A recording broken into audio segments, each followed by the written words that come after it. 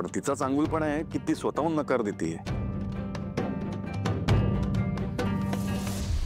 आणि दुसरी गोष्ट अशी की मुलगा आणि सून या दोघांमध्ये कधीही तू भेदभाव करत नाहीस ना.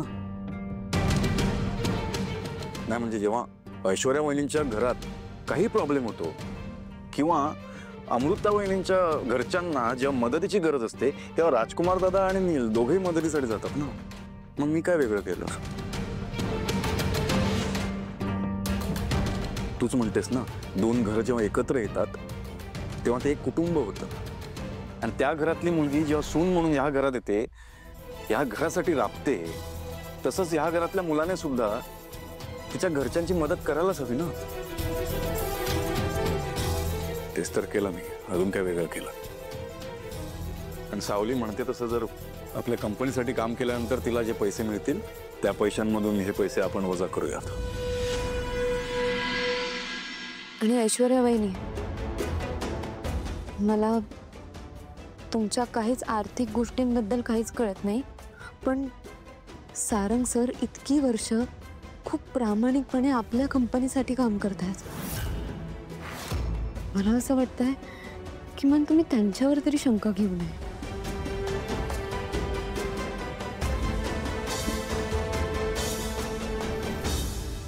ऐश्वर्या, सारंगला सॉरी म्हण.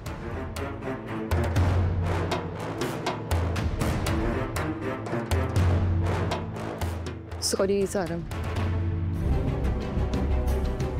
It's okay. जेव.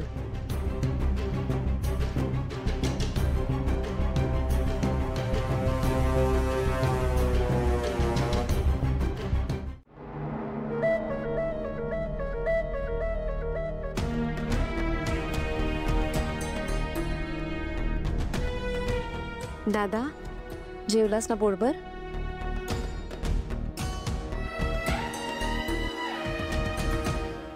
माझ्याकडे काय पाहते ग?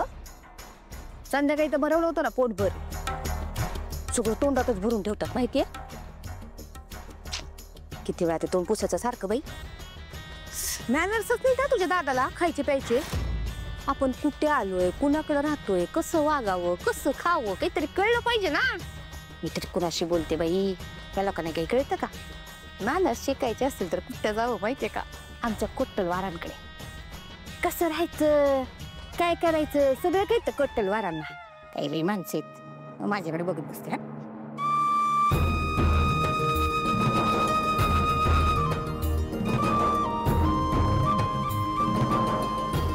दादा, तू काहीच खाल्लं नाहीयेस अजून.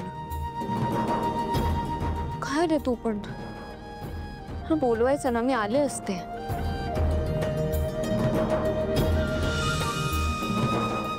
तू आधी खाऊन घे चल. आधीच लाचारीचं जीवन जगतोय, त्यात आता शरीराला विसात सोडली. दादा, असं नाही बोलायचं. हे बघ, तू याआधी लाचार नव्हतास आणि राहणारही नाहीयेस. तू नको ना विचार करू, काही दिवसांचा प्रश्न आहे. तुला सांगू, मला डॉक्टरांनी सांगितलंय की तू लवकर बरा होणार आहेस. बरं ते जाऊ दे, तू आधी खाऊन घे.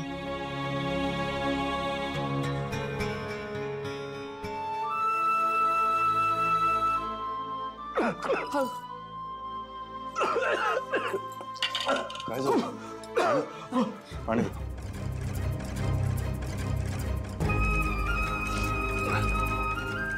दे. सावले, वारीला जातो नाही आलं.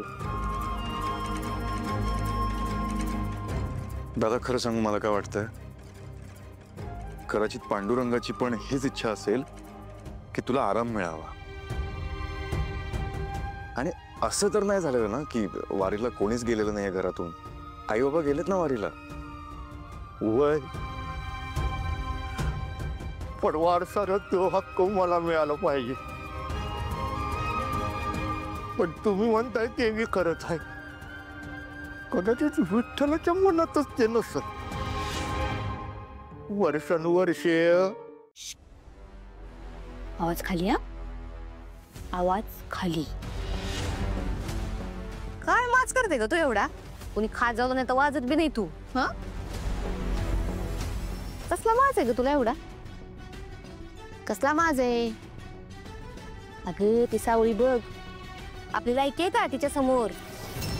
ब्युटी कॉन्टेस्ट जिंकली ती, तिचा आवाज बी भारी आहे. तुझं काय आहे? काय कौतुक आहे म्हणून एवढा वाच करते तू? नशीब समज हा, अजून तुझं सिक्रेट कोणाला सांगितलं नाही मी, म्हणून या घरात आली असतो. लक्षात ठेवायचं. ए, तुझ्या आईचं मीठ खाते ना, म्हणून त्या पांढऱ्या पालीला तुझं सिक्रेट सांगितलं नाहीये. पण जास्त डोक्यात गेलीस ना माझ्या तारा, धावत धावत जाईन सोमरावांकडं, सगळं सांगून टाकीन. मग जे काय होईल ना ते तू बघ. हा, घाबरत नाही मी कुणाला. मी कोण आहे? कोटलवारांची राजकन्या जयंती.